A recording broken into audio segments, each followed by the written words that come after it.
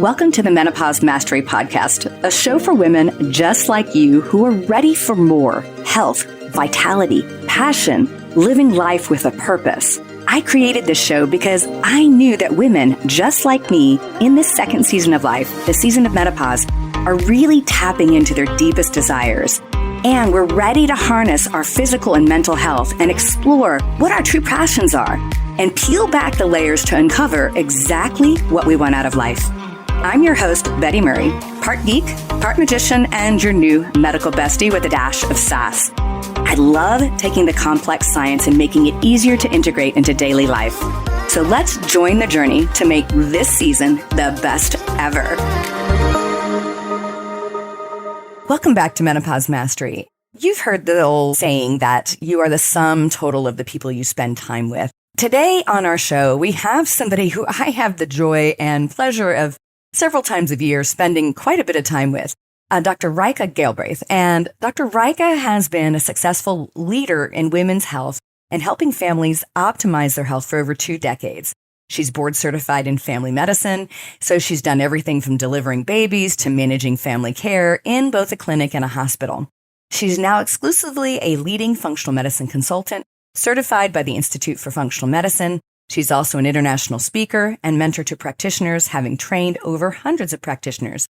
And she's an expert in environmentally acquired illness. And as a woman and entrepreneur, she's passionate about empowering women leaders, really to optimize their health and performance. And her ultimate goal is to empower women to optimal health and in turn have them help their families and empower the families and their tribes. She has expertise in longevity and performance, autoimmune disease, and neurogenetics. She successfully runs retreats for women's groups, programs online, and she sees patients in her clinic in Illinois called Simply Health Institute, just on the outside of Chicago. And today we're going to talk about everything from peptides to how you can really look at longevity and what's the difference between your biological age and your real age. This is going to be a great episode. So thank you for joining us. Let's get with Dr. Rajka. Dr. Rajka, I am so happy to have you on the show today. And, you know, like I said in my introduction, Rajka and I are friends. And so this is even more important because we're friends. And I've gotten to know you over the last, really, I think we met the first time probably almost a decade ago, but knowing each other, especially through our mastermind relationship. And so I would love for you to start out and tell everybody how you got here, because we all have unique stories and I'd love to know yours. You know, when I was a little girl, I had several dreams. I had a dream of becoming a doctor. I had a dream of, curing just everyone. And I had a dream of having a family. And at the end of the day, none of those almost were actualized based on kind of my healthcare journey. And I very quickly realized when I got into private practice that I couldn't cure anyone. People would come in and tell me, I'm tired. That was probably the number one complaint. And I do their lab work. And, I do their exam. Remember when we had time to do exams, and they come back and, we were trained as traditional doctors to then suggest that they were depressed if their labs were normal. So I had no idea that this would be the tipping point for me. And this woman, I was practicing right outside of Seattle, Washington, a little town called Everett, right on the coast, such a beautiful coastline. And she came in and she was middle-aged and said, well, what did my results show? And I gave her the standard byline. Well, your labs were normal. And, did it ever occur to you might be depressed and you should start thinking about this? And now I cringe like ever thinking I said that to someone, because she knew she wasn't depressed. I knew she wasn't depressed, but that was the algorithm that they had you go through. And I distinctly remember her walking out of the office and her friend who was with her said, well, what's wrong with you? And she's like, that darn doctor doesn't know what's wrong with me. And I was like, oh, and so then I changed my dialogue. So then I started seeding people's mind before the labs came back, because I didn't want to be that darn doctor, but more than anything, I wanted to afford cure. And it took me a long, long time. And little did I know that the whole fatigue issue would become my hero's journey and what led me really to do the deep dive. And it took multiple illnesses, from being so fatigued that I fell asleep at a rock concert. So for those of you that don't know, I was born and raised in Cleveland, Ohio. And when the Rock and Roll Hall of Fame opened up, we're very prideful of our rock and roll. When I grew up, that's all we listened to.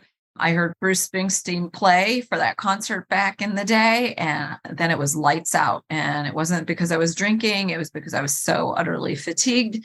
And that would happen over and over again. And I always joke and say, can you imagine what my love life was like when I fell asleep on dates? And, it led to another diagnosis and another diagnosis and another diagnosis. And despite getting that diagnosis of Hashimoto's thyroiditis, no one ever asked what led to that. And I want to yell and scream and tell women, it's not your bloody thyroid. They're right. It's everything that took your thyroid out that's the problem. And that's what got me into trouble. And that's what really brought me to where I am today and why we're talking today. Yeah.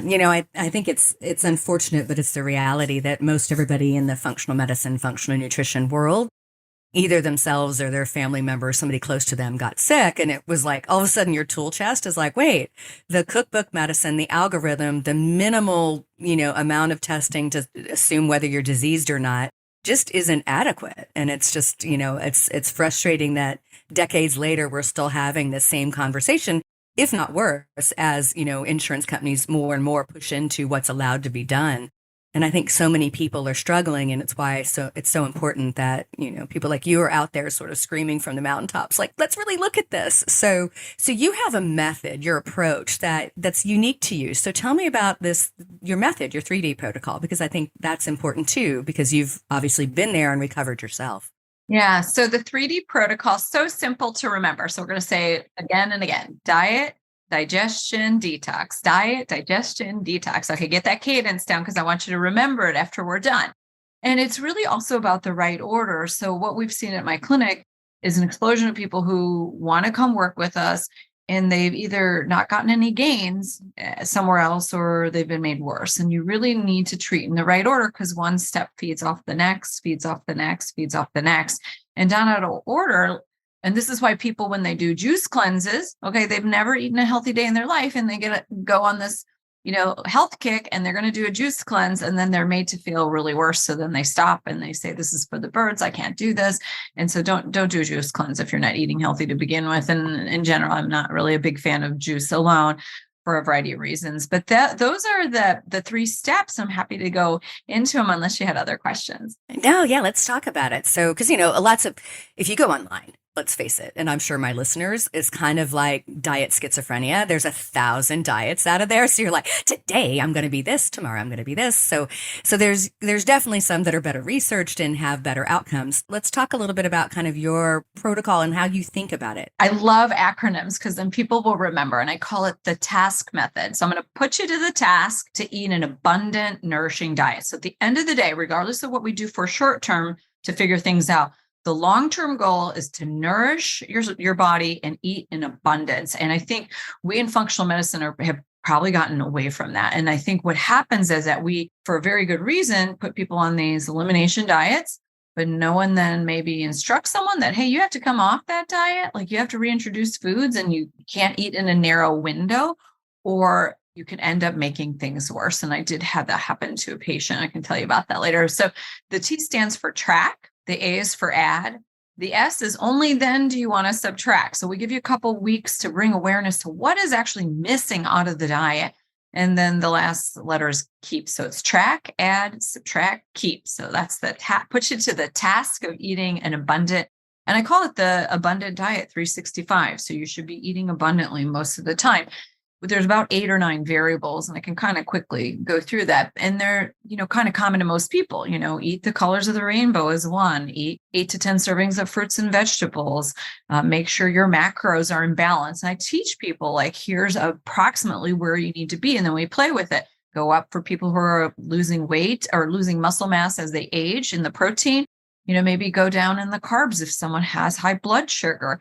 And then I'll have them track, how many different foods do you eat in a week? And I would venture to guess that the average American, or probably worldwide, it's about a dozen to 15 foods. So we say, hey, can you strive to get to the goal of 35 foods? And I once kind of was very mindful. And when I was very mindful, I hit 35. But if you're not very mindful, you're not going to. And the reason that piece of eating the variety of foods and rotating foods is so, so important. Think of your bacteria. What they do is they feed on your food as their fuel. So that's their fuel. And then they release the byproducts, which is our fuel. And we call that fuel, it's a fancy term. So just think of it, it's human fuel, and it's fuel for our colons. It's fuel for our immune system. It's fuel for us to make all our brain chemicals so we feel happy and calm. And so when the bacteria releases the fuel, it's actually the waste byproducts. We call those short chain fatty acids. And if you eat in a narrow window, the number of short chain fatty acids goes down. And guess what? All of a sudden, your immune system may not function. Guess what? You may not make neurotransmitters. And I had that happen to a woman, and I'd love to share her story. It was the most significant, worst case I've ever seen in a decade on what happens when you narrow your diet. And unfortunately, for all of us women, who, especially those who are weight conscious, it doesn't help with weight loss. It actually can hinder weight loss. And so I give short chain fatty acids. So if I am going to restrict someone, say we have a special needs diet, we have to put someone on a diet that's really restrictive, I'll support those short chain fatty acids. Then we look at, are you eating resistant starch? So those prebiotic foods. So are you supplying the right kind of fuel to those bacteria? How much fiber are you eating? And then the last part is like, can you eat a balanced plate?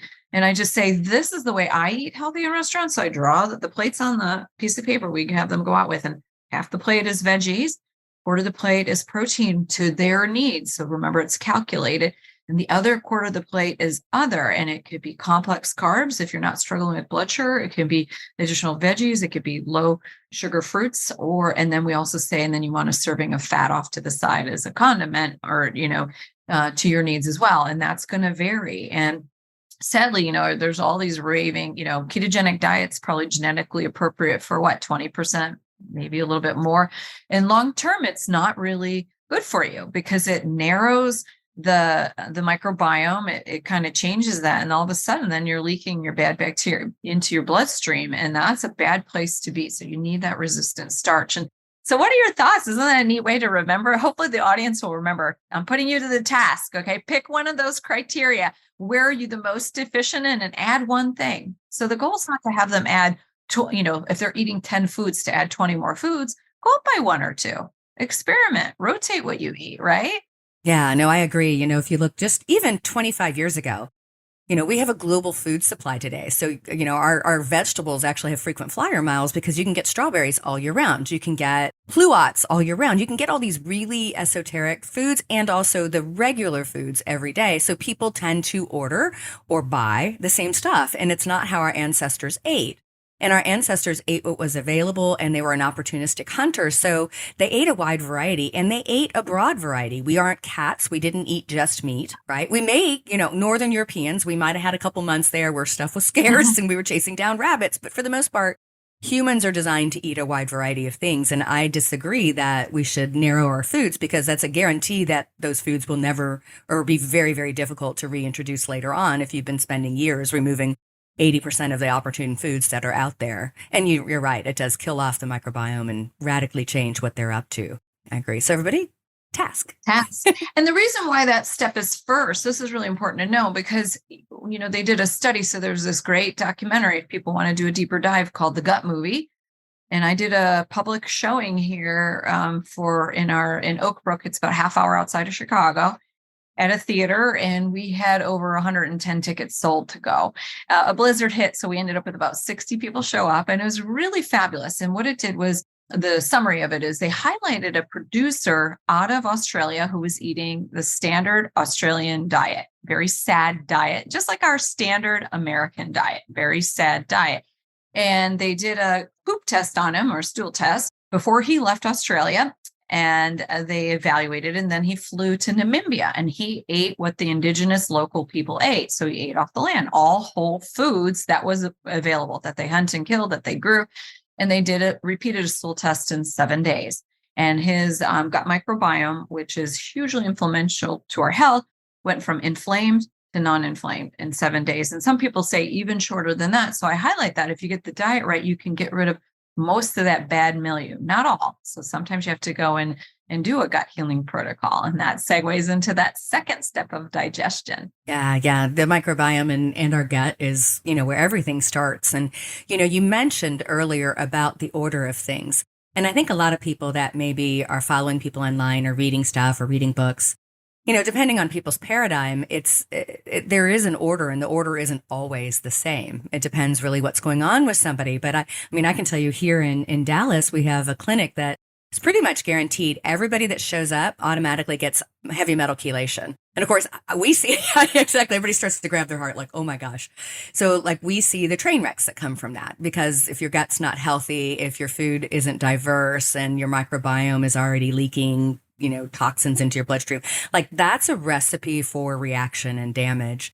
Talk a little bit about kind of your thoughts around ordering and why the gut really has to be in that first perspective right behind just diet variety. Yeah. So I have to make a point so the listeners know, please don't get heavy metal chelation like without doing anything first, because you can redistribute heavy metals that are stored in our bone to the brain, and then you're going to see a whole world of hurt. And I've had people like you call into the clinic that have been made worse. And I'm like, well, I can't advise you what to do, but if I were the patient, I would stop that and I would seek care in an appropriate fashion. But yeah, so you're right. You first optimize the microbiome, because our microbiome chews up our food and helps us digest and then you want to not have a leaky gut. So we're not reacting to all the foods that we shouldn't be. So you should not be reacting to healthy foods. And what happens is people develop sensitivities to the foods they eat over and over again because they have what we call intestinal permeability or a leaky gut. And then you want to make sure that is someone adequately making stomach acid. And so stomach acid will help us break down our protein, which will then form the amino acids, which then help us detox. That's why juice cleanses, if you don't have a really great muscle structure, aren't clean to begin with, and have a whole bunch of toxins, you go on a juice cleanse and there's no amino acids to help pick up and clear out that toxin. So that's why you need the stomach acids. So that's part of the digestion. You need to be making bile salts. People without gallbladder, that's me included. Had I known what I did then, I probably wouldn't have had my gallbladder out, but I didn't know then. So you want to be able to have that toxin bind to bile, and then it's stored in the liver, and then we excrete it. So it needs to mop it up. It's like a cleaning system. And when that backfires, again, you're stuck with a backlash of toxins, because the first thing that happens when we are exposed to toxins can be pollution in the air. It could be the pesticides that are sprayed that you walk by and you inhale through your nose. It could be the pesticides on your shoes that are aerosolized up into your air in your room and you inhale. So by the way, take your shoes off at the front door so this isn't happening. When you break down that toxin, whatever it may be, it'll form a more toxic metabolite. And if it gets stuck there, it does more damage. So you need to then clear it by packaging it into a water-loving molecule so we can poo, pee, or sweat it out, right? So that's why we want to be pooping every day. That's the other part of optimizing digestion. So could you imagine if any of us did a detox on anyone and they're not pooping every day? We're going to make them worse, because it's just those toxins in that active metabolite form are just going to be stuck there in the body, wreaking havoc, making symptoms worse. What else? And then even digestive enzymes, so that we're, not malabsorbing things. And I always say, how do we tell good digestion? Turn around and look in the toilet. It's one long snake in the toilet at least once a day. It's drinking your water, it's eating your fiber. And so that's why it's important, is because you don't want toxic metabolites hanging out, and you want to have a way in the body to clear those toxins so you're not made worse. Absolutely. I like to explain that detox, and I'm glad you said that about juice cleanses, because you're just getting high on your toxins, because the amino acids are necessary to get it to the last step. So they're just getting recirculated. But, it's kind of like cleaning out a house. If you're going to clean out the stuff in the brain, which is the attic, and you're going to clean out everything in your kitchen pantry and, all the old clothes out of your closets, you got to make sure that the garage door is open and that everything's exiting the garage door to the dumpster, or it's going to get stuck. There's an order of things, and you don't start at the attic and move through. You start at the garage and the dumpster and go backwards, which means you got to be sweating, you got to be peeing, and you got to be pooping. I love that analogy. Can I borrow that with my patients? I'm happy to give you credit. Absolutely. It's just the reality of it, and anytime you're trying to detox somebody, you actually start at the end of the process and work backwards rather than forwards. And so I agree with you completely. So let's flip forward a little bit, because you are very much into longevity. You and I both love genetics, right? And let's talk a little bit about how do we promote and think about longevity and people's genetics, and how do we sort of optimize those? Because I think people worry that if they're genetically wired for, let's say, something unfavorable, like a ApoE gene or something like that, that they're kind of screwed, right? Which we know that's not true, but how do you go about it? Yeah, so I have, and you probably do the same. I've done the genetics piece long ago. And again, we are all pushed by our patients. So I am so grateful for my patients that in the early days, over a decade ago, that I couldn't figure out what was wrong. And that was using a functional medicine approach. So it pushed me to learn more and more and more and get better and better and craft this. And so as you had said, our genetics are not our destiny. It's how, if the gene expresses, and we are constantly turning off defective genes to stay in balance. And we can do that through a healthy diet, lifestyle, and even gentle nutrients. So there are some markers in the blood I'll look at to give me just some subtle clues. So I can reverse engineer it. So I run genetics on my high performers who really want to mitigate any bad outcome. But I don't just treat the genes. What are the symptoms? What are the labs? What are the genetics? And is it actually expressing? So that's the order. Never just look at the genes. And then say in general, I tell people we should all be living like we have cancer, meaning that we should be living so healthy that we're never ever going to get cancer, right? Why, when you get it, you don't want to say it's too late. There's been so many profound reversals, but you want to say, let's do this now. And then same with ApoE, right? You want to live like maybe you do have the Alzheimer's gene. And so why don't we want to protect our brain health? Because regardless, 1 in 2 people when they hit 80 are going to have dementia. The odds are not great. And I don't know the stats on the ApoE gene, but I don't think it's 50% of us carry a copy of it. I think it's less than that. And so there's more, there's more to that. So just because you don't have one of the ApoE genes that predisposes doesn't mean what you're doing in your diet lifestyle. And so that's just to preface it. So how I approach it is I reverse engineer it when I don't run it. And I'm looking at 3 things. What's the history and exam? What are the clinical lab markers showing me to then decide on how I'm going to support that gene, if at all, or just be aware of it. And I did have a gene crop up. That was my journey. It's not everyone's, but I am finding the same thing. Do you want to know what that is? Oh, yeah. So most genes have 2 copies. So one from mom, one from dad. And some of the glutathione genes can have 0, 1, or 2 copies. And there are 3 significant ones in my mind. So GSTM1, GSTT1, and GSTP1. And of the 2, I have 0 copies for 2 of the 3, and one of the third is partially mutated.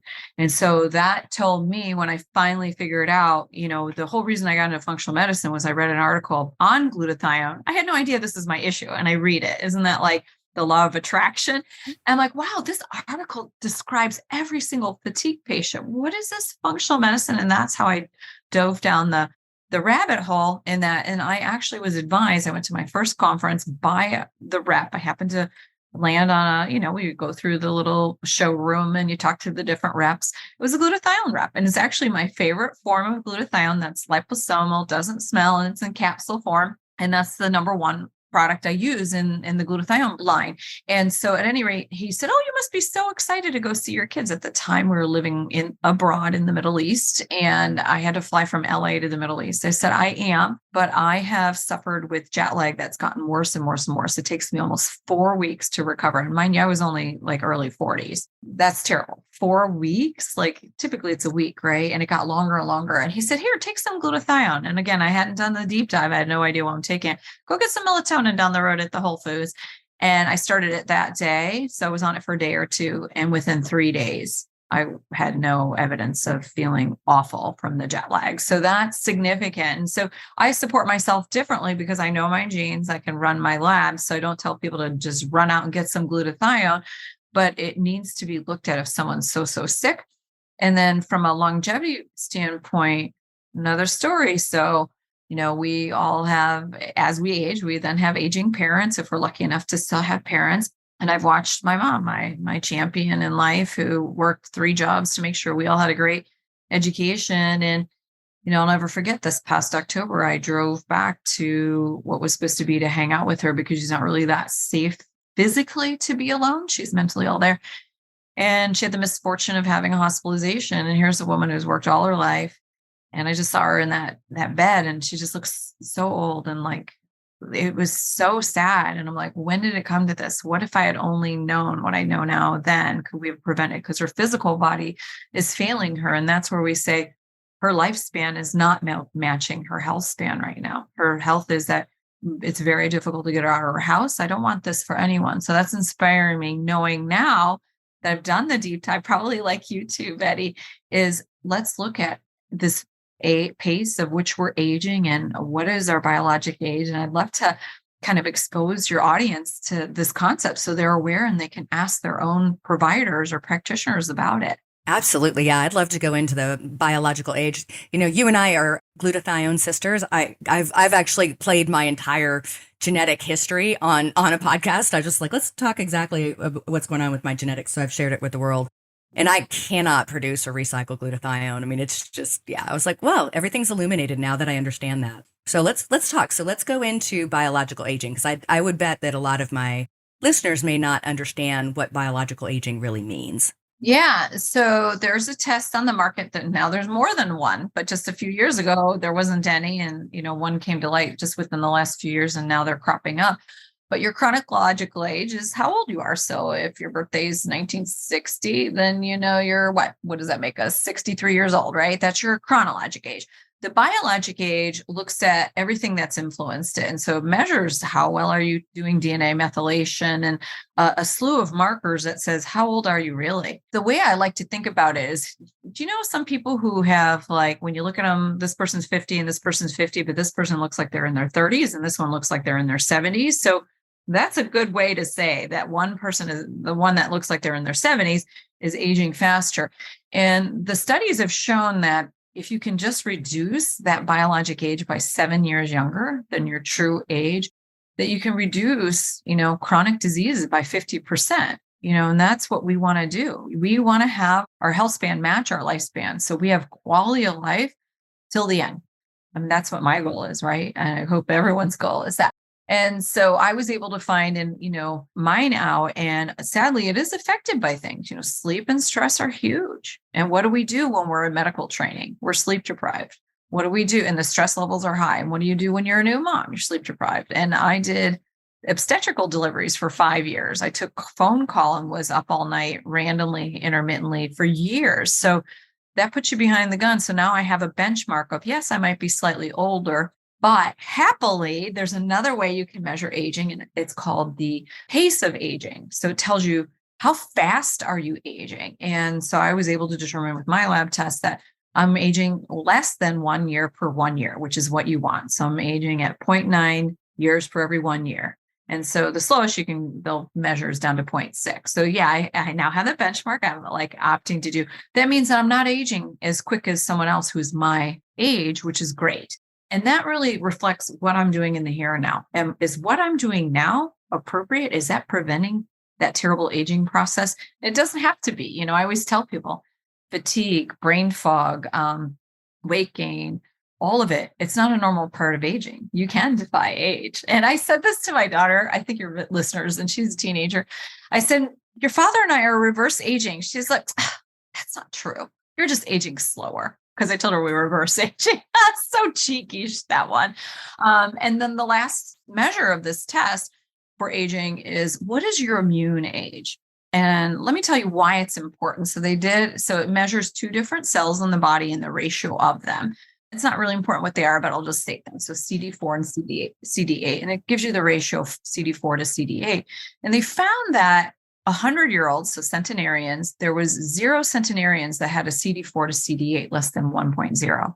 So the sweet spot is between 1 and 4, and my husband and I are right in the middle. So you want to do something about that, because that means your immune system is already starting to fail. And we have so much a lot of our illnesses today, they're all autoimmune based. Well, and if you look at all the chronic diseases, whether it's cancer, cardiovascular disease, diabetes, they're all immune and inflammation related, right? We use different terminology and different ways in which we look at it, but the immune system is playing a role. Yeah. So who wouldn't want to know how fast they're aging and what their biology? I mean, I just think because there's tangible things we can do to improve outcome. So for your audience listening, it's not just to say, oh, we have these data, but we can't do anything. You can definitely do things from diet to lifestyle to even things called peptides, which is, I think, really going to be, if you want to have health span match lifespan, it's probably going to include either peptides or something called bioregulators, which are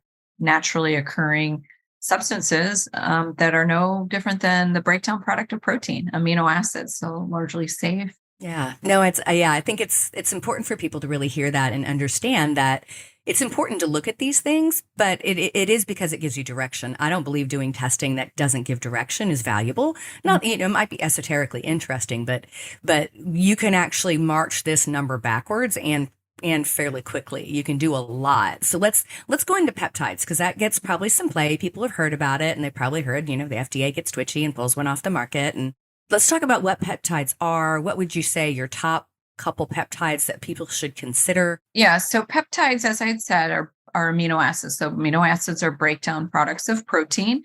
Our body produces a peptide everyone has probably heard of called insulin. So that is a peptide. One of the peptides is getting all the rage in weight loss, which is semaglutide.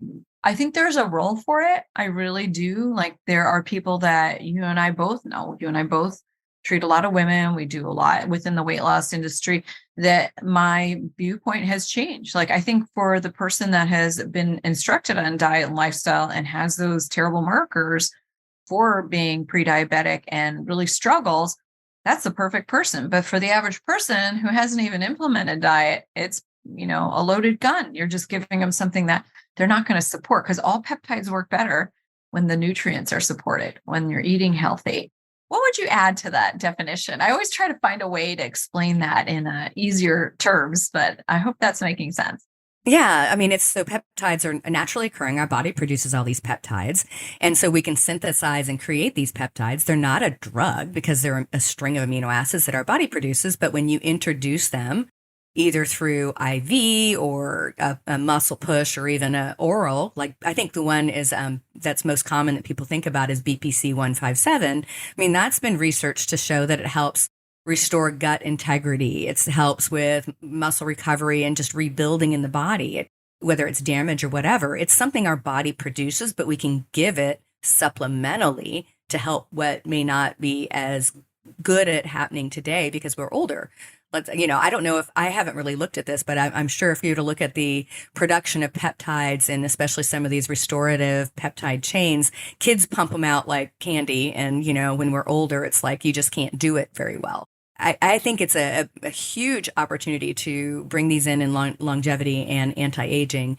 And, it's just pharma gets twitchy because they can't make as much money off of it, because they are naturally occurring. Yeah. And to piggyback off of that too is when you think about it, so say a woman's going through menopause and they're debating on the fence with should I be on estrogen or bioidentical hormones. So it's not just estrogen, to backtrack. With the peptides, what happens is whenever we give hormones, you're going to downregulate the receptors. So heaven forbid you stop someone's hormone therapy, the receptors are lower. So they're going to feel that effects. And it takes a long time for us to regenerate receptors. So that's what binds the hormones so it can produce an effect in the body. And when you give peptides, you can go on and off them. And you may even want to cycle them, meaning, very low risk to the average person with a lot of gain. So let's segue. You said top 5. I would agree with you. BPC 157, a fantastic one. So body protection composition formula or something like that. I always forget what the terms are, but it does heal the intestinal lining. So great for someone when you're doing a gut healing protocol. And in fact, I had a gal who kept getting into trouble with acid reflux. And there's a whole story behind that, but she was really difficult to control the first time. We got her beautifully controlled with reflux, no meds, and she recurred. And you can actually open. So if you want it to work in the intestine, you keep it in the capsule. If you want it to work in the esophagus or gut, you mix it in water. And so that's what we had her do. And she's largely, after a couple months of just doing BPC twice a day, orally, obviously mixed in water so it could target her esophagus and stomach, because that's all they saw was a little redness. So she didn't have an ulcer. And for her, it was stress, and foods were a big contributor for her. So that is my favorite. And like you said, getting people on it so they recover post-operatively would be a great way to do it. You can give it injected near an injured site. I don't inject them yet. I have done so many joint injections, so it will probably be the next thing I add. And then so that's probably the number one. It's easy. People aren't afraid. And I have to say, these needles, when you're talking about doing self-injection, they're insulin needles. They're not even, I don't know, a quarter of an inch long, so thin. And it's a quick, you inject it, once a day. Some of them are multiple times a day.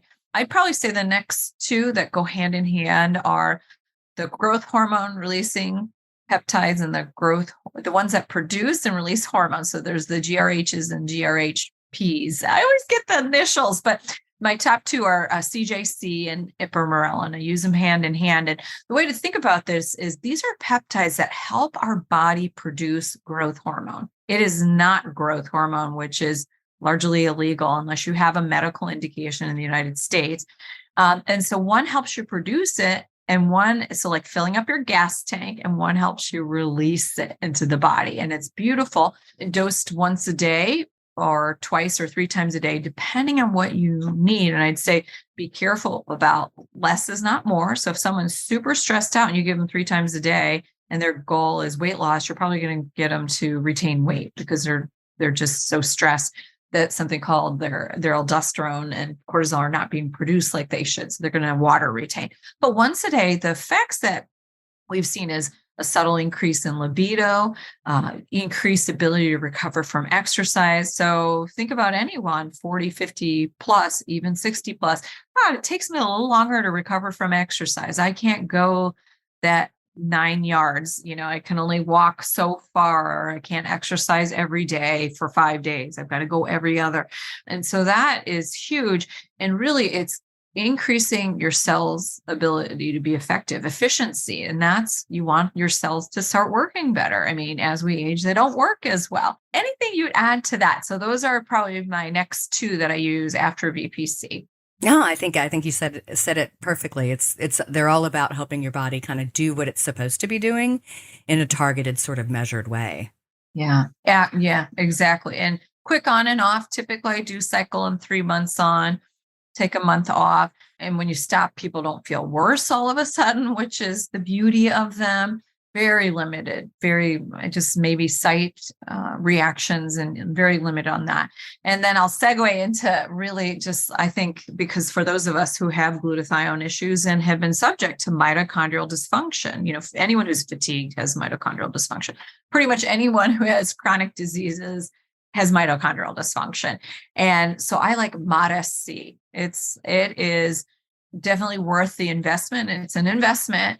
And you can dose it 3 times a week. And let me give you an example. So I had a cyclist who wanted to get to a goal of riding 55 miles by his 55th birthday and was finding it hard to ride for more than an hour, hour and a half. And he rode 90 minutes hard doing interval training and said, I felt like I could have gone another half hour. So of course, if you're training that hard, you want to support it with diet and nutrients too, but that's pretty incredible. And personally, I'm like, God, I already feel well, but I just feel like my energy is just soars. And then you can do that I'm starting to use it in the long haulers to help support that, because we know the mitochondria. That's why everyone gets fatigue and brain fog, to support those symptoms. So 3 times a week for a while, and then you can back them down to maybe even once a week, or maybe not at all when they're feeling good. So kind of on and off with that one. But that one, I'll tell you, I love it.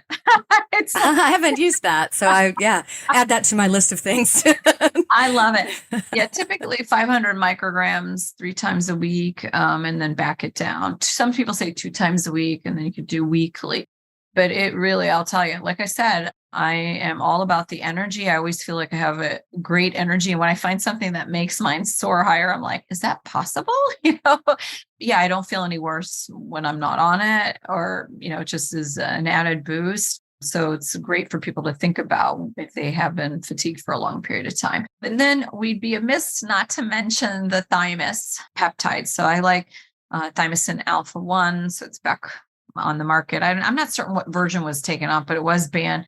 And again, our thymus gland is so funny. When I think about medical school, I'm like, do we even learn about the thymus gland? No, I don't know. I have to pull my books. I probably have one on my shelf behind me from the day. I kept the physiology one because I really want to know how things work. And I know you do too, Betty, is to say, how does it work? So then I can figure out how to fix it. But the thymus gland starts involuting at 15. And by 40, it's fully involuted. And definitely by 80, there's a point of no return. So you can support the formation, the function of the thymus gland so that your immune system functions properly. And this is what I've started to introduce in the long haulers as well, because I used to think it was mitochondrial dysfunction, but likely it's immune dysfunction that led to the mitochondrial dysfunction. So we're supporting immune and then supporting the mitochondria. So those are probably going to be my top two here for the long haulers. And I'll keep you guys all posted on that. So that would be, what is that now? We're up to 4, right? And I have a few more. Yeah. Give me your next top one. Beyond that, I've just started to reach for C-Link and C-Max for memory and brain fog. And C-Link's gotten it's a nasal spray. So for people who are injection adverse, is a lot of great data on the anxiety. So rapid responders, maybe within a few short days. Now, have I had people not respond? Well, yes. I mean, you have to go into it with an open mind and say, hey, this works for most people. Let's see how it goes. It's always going to be everyone responds differently. And that's the art of medicine to say, is this going to continue? But you can alternate the two.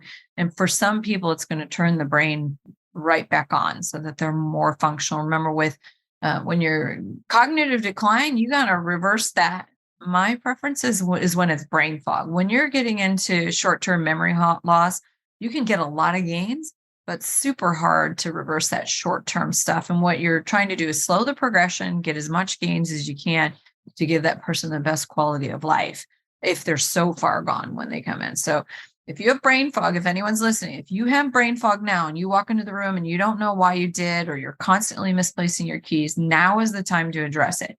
Next year or the year after, it's too late. It is. I've stopped taking patients because it's so hard to help someone that can't remember what they're supposed to do unless they have a caregiver. And that's so rare that someone's going to implement every step for them. I have them. People come to me and say, hey, I have a caregiver or I have a aging parent or a loved one. And can you help me? Sure, I'm going to help them, but they have to have someone that's going to facilitate the supplement regimen, the peptides, it's labor intensive for someone who does have a memory. So if you have brain fog, address it now. Yeah, don't wait for, finally someone when your family members start noticing it, because let's face it, when you start having a little bit of brain fog and you can't remember things, the first person to deny and hide is you. You walk into a room and you can't remember that person's name. You're like, hey, girl. That's because you can't remember that person's name. Or you're like, oh, I'm just having a menopausal moment. I left my keys in the refrigerator or whatever. Like silly things like that. Like you start pretending that it's not there and you start hiding it. But when your family starts noticing it, at that point, chances are the cognitive decline is somewhat pronounced. And if anything, someone's going to get diagnosed with pre-Alzheimer's, which is mild cognitive decline, which in traditional medicine, somebody's just going to let you sit there until it becomes Alzheimer's. And then you start an Alzheimer's drug that may help some of the symptoms, maybe, but accelerates the disease state and actually accelerates the decline. So brain health programs, I know you obviously were doing one for a long time. We do them in our clinic. And I'm always like, man, we want to get you before it's there. We can do a lot if we have some mild to moderate, but when it's mild to moderate, it's all hands on deck. And you better have somebody that can do a lot for you if you can't pick out your supplements and prepare your foods and that kind of stuff, because and it's not something you do for a period of time and then you stop. Because as soon as you stop those healthy behaviors, the acceleration starts again. But you can do a lot, but it's better to get it early. Yeah. And, that I'd love to share one more thing with your audience is that, most of us are women, and I know you have a large female following, is that, you are enough and you are worth it. And if you don't place the emphasis on you, everyone else is going to put their agenda on your plate, from whether it's scheduling or whether you're interested in taking action on your healthcare. You're worth it. So I've had a lot of high performers come through that were disabled from work that say the man who has no health has only one wish and one dream, and that's to have their health back. And that's all you can focus on. And it's not a good place to be. I've had people share. They felt like ending their lives, and not to paint that bad scenario, but for women, we oftentimes, how many of us, whether you're a mother or not, whether you're a business owner or not, is that we take on a lot, right? Is to really make time for you, to really make time for your health. And one of the participants in my programs, I said, well, what made you choose you? She goes, I decided I was worth it and it was important. So I would emphasize that. And we're all, you all get in and out of balance, right? And it's not about being in balance 100%. It's course correcting. And I like to course correct by evaluating. So if you're not evaluating, I started this Friday Fun Day probably during it must have been pre-pandemic, because we weren't wearing masks and included only fun things. So it did not include business items, but I made sure all the meetings I had that day, if I had one or two, I had less of them. I was outdoors with my dog. I picked my daughter up from school. We'd just go into our little downtown area. So it was strictly fun, but I'm like, treat every day as a fun day. Find joy every day. So let go of, some of maybe the details or nitty gritty of what we talked about, but find that joy. Structure your days that bring you joy and allow you to live in the moment and be grateful for everything.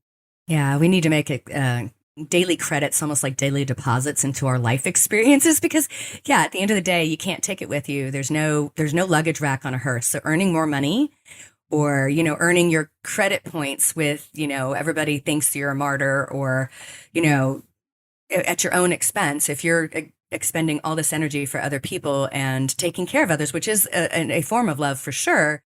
But if it's at your own expense and you're not putting credits in it to yourself, it's at a loss. Nobody says they wish they could have worked more or they could have had more to-do lists or, the perfect table setting or whatever your story might be. Like we want at the end of the day, more experiences with the people we love and care about. And that means you have to make deposits in it on a regular basis. Oh, I love that. Make deposits. All right. That's what I'm going to look at it.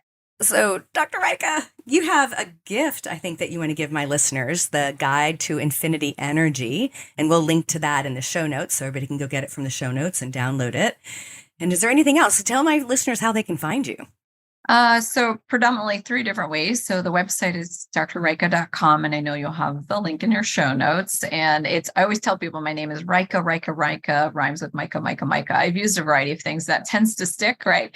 And I always like to pronounce people's names well on Instagram. So you're going to see me getting more vocal there to spread the word, because I can't tell you how many people I've made a reference to 1 or 2 health changes they could do. And they come back a year later and say, wow, that changed my life. So if I can change someone's life with just 1 or 2 tips, I'm going to do it. And that's on Instagram. I'm also at DrRajka, just like my website. And I have a Facebook page.